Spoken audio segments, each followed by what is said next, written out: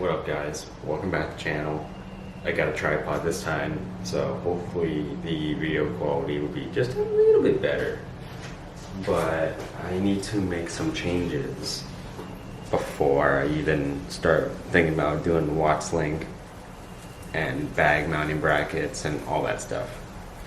What I really need to do is change the way these front bars or the four-link sits in the front on the frame rail. I need to move it up to have a little bit of a downward angle for the anti-squat, for, you know, it helps with wheel hop and stuff like that, traction and so on and so forth. So I really need to move the front four-link tabs on the frame up to literally be on top of the frame rail. So let's do that. So this is what I've been talking about. I have to move this tab up here. So technically at full layout position, this would be at a slight upward angle.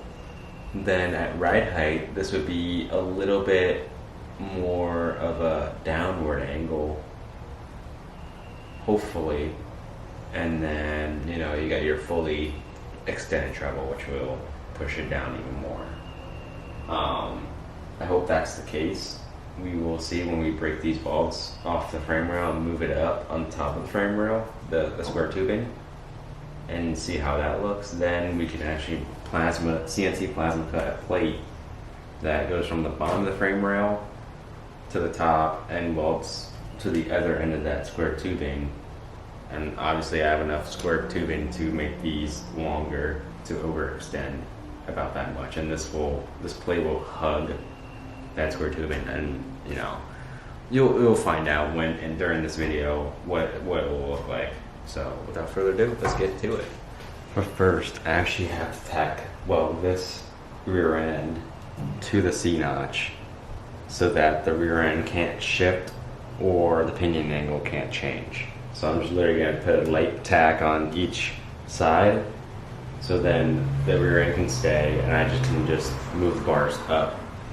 And theoretically that should be where it needs to be.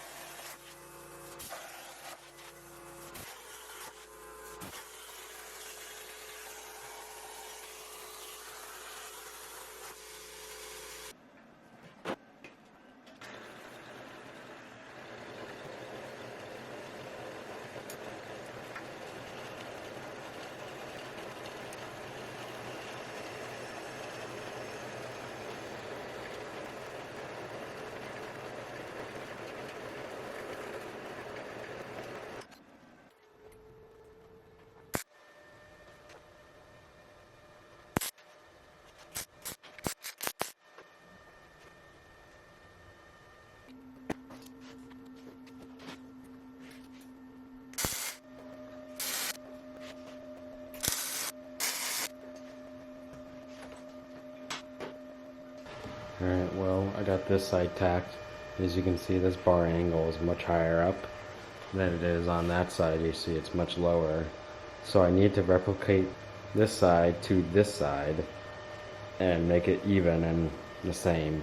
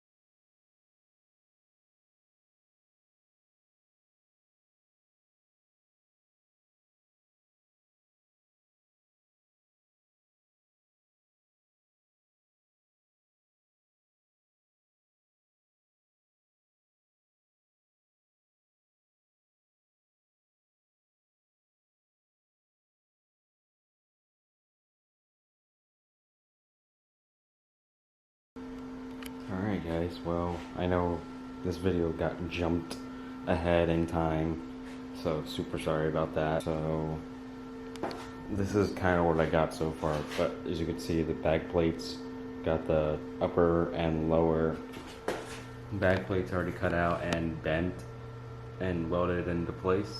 Then I moved on to mounting this AccuAir endo tank, it's 5 gallon, onto this, some of this 1-inch diameter tubing, and I of course I made it so that's removable, so you can literally just take 4 bolts out on each side and take this whole assembly off. So, but then, you know, I made this ECU mount bracket. I know it's so overkill, but it's robust, it ain't going nowhere. And then obviously made off some standoffs so that this top of the tank was just below the top of the bars. So it's pretty good. I like it so far. Pretty happy with it. And then you guys are probably wondering where the compressor is gonna go. Sorry, that thing is so loud. But the compressor, I have a engine driven compressor that will get fed a 1/2-inch hard line to the back of this tank. You can see that's where the 1/2-inch airline is going to come to. And I'm actually going to be using 1/2-inch copper hard line from the front of the back to the back to run in for my as my compressor. And then obviously I'm going to run my 3/8 copper line from the tank to the bags. Alright, well, so I think that is gonna do it for this video, since the video is gonna be so long. So, seeing me, I mounted the back plates in, I already fully welded the 4-link bars out, the Watts link out, got this air tank and ECU mounted on this nice little pedestal bar. So thank you for watching, and hope you guys stay tuned for the next video. Peace.